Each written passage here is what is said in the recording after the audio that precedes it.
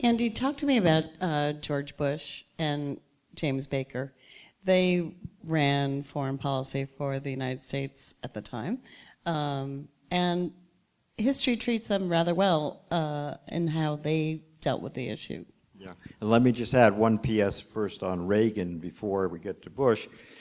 I remember in '87, I was back living in Germany again, this now in Berlin, not Bonn, and on the 10th anniversary of that famous speech of Mr. Gorbachev, tear down this wall, I remember I was driving to work and I had some German pop music station on, and they interrupted, they ran that clip, and they said, remember 10 years ago, we all kind of laughed at this? He knew something we didn't know.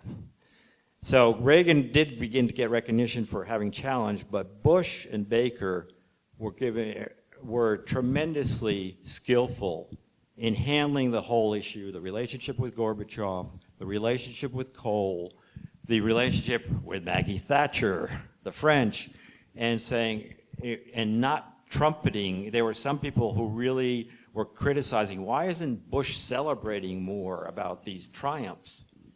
And he was, yeah, the Chicken Kiev, yeah, all Tell that. us the Chicken Kiev speech story, Yeah. Carol.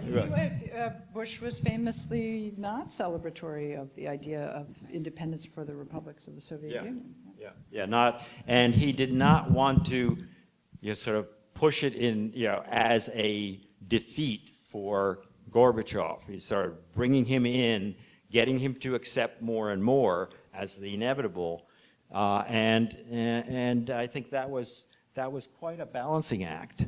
It would have been hard to, I imagine in the social media age, if he had been as restrained, no way, he would have been pummeled by everybody.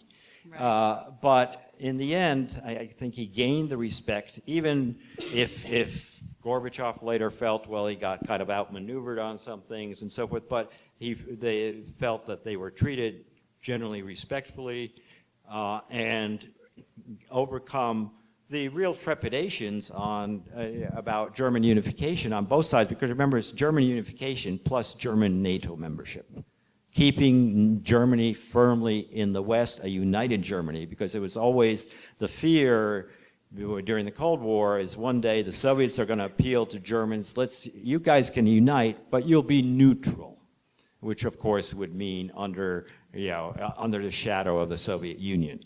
Right? It was done to maintain these principles that it will be, if a united Germany wants to be a part of NATO, it will be part of NATO. This is not Moscow's decision, but done very politely.